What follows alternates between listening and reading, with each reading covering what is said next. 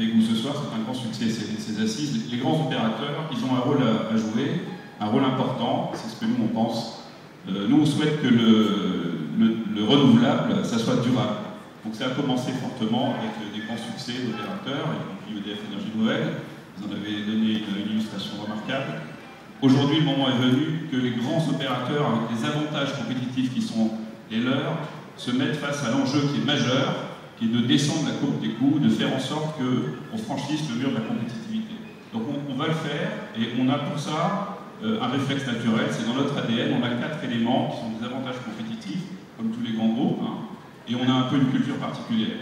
Les quatre avantages compétitifs qui doivent être déployés par rapport à cet enjeu majeur pour que, encore une fois, le renouvelable soit durable, que ce ne soit pas un feu de paille financé mal par des feed-in tarifs exorbitants. C'est d'abord la R&D, il faut provoquer des ruptures.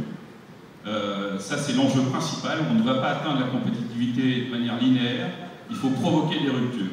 Ça, on est engagé à ça. EDF, on investit un peu plus d'1 million d'euros par jour en recherche et en développement.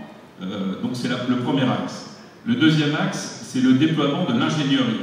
Vous savez que dans le groupe, on a de l'ordre de 95 000 ingénieurs et on a une approche qui a été déployée dans d'autres secteurs, qui est l'approche d'architecte ensemblier. On ne se contente pas, à l'instar à la différence d'autres, d'acheter sur étagère, même si on respecte hautement les fournisseurs. On a un travail coopératif permanent et on veut co-designer les matériels qu'on utilise. Pourquoi? Parce qu'il y a une valeur à être exploitant. L'exploitant, on l'a vu dans le drame du nucléaire à Fukushima, c'est lui qui est responsable, et il a une valeur à apporter au design des matériels.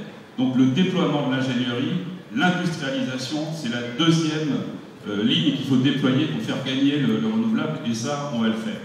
Le troisième élément, c'est le hub partenarial. Quand on a un grand groupe, on a naturellement l'habitude de travailler avec des partenaires. Dans le cadre, par exemple, du renouvelable, c'est des partenaires à l'amont. On a investi récemment dans un institut photovoltaïque important avec l'école polytechnique, Total, le CNRS et beaucoup d'autres partenaires, le CEA. Donc ça, c'est l'extrême amont sur les couches minces jusqu'à l'extrême aval, par exemple dans le bâtiment, avec un certain nombre d'acteurs importants, Saint-Gobain, Stouberger, Vinci, etc. Donc ça, c'est le troisième atout, c'est le hub partenarial. Ça, c'est un atout des grands groupes. Le quatrième, c'est la taille des bilans. Nous sommes dans une industrie qui est extrêmement capitalistique, c'est un fait, c'est simplement factuel. Il faut 7 euros de CAPEX, 7 euros d'investissement pour générer 1 euro de chiffre d'affaires.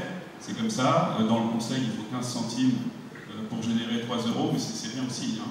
Mais nous, c'est très capitalistique. Donc il faut une taille de bilan et une capacité à avoir à long terme. Donc ça, c'était du côté des avantages compétitifs. Il y a aussi des éléments qui sont plutôt de l'ordre de la culture, mais qui sont très liés. Le premier, c'est le sens du long terme. C'est lié précisément au fait que quand on investit, c'était déjà le cas pour les barrages, pour l'hydraulique, c'est à long terme. Il faut aussi la conscience forte de la responsabilité qu'on a quand on est un gros opérateur d'entraîner les autres, d'être à l'origine d'une filière, que l'on booste, que l'on vitamine et que l'on entraîne. On a fait ça en France évidemment autour du nucléaire. Le fait de tirer les PME fortement, ça c'est une responsabilité qu'on a parce qu'on est grand, donc ça c'est industriel aussi. Et puis on a une certaine habitude de combiner, on est un opérateur mondial, de combiner le local et le global. Donc ça c'est quelque chose qui est important. Et aujourd'hui au Maroc, avec la position stratégique remarquable qu'a le Maroc vis-à-vis du Nord, et aussi vis-à-vis de la Méditerranée bien sûr, et aussi en rapport sud-sud, ça c'est quelque chose qu'il faut déployer. Donc voilà un peu les avantages que peuvent avoir un industriel, un gros opérateur dans le renouvelable. Alors c'est quelque chose qui n'est pas théorique. On l'a fait juste après la guerre dans l'hydraulique, et aujourd'hui on est le plus gros opérateur hydraulique de l'Union européenne. On l'a fait dans le nucléaire, aujourd'hui on est le premier opérateur nucléaire mondial. Ben moi je vous dis, on va le faire dans le renouvelable. Voilà.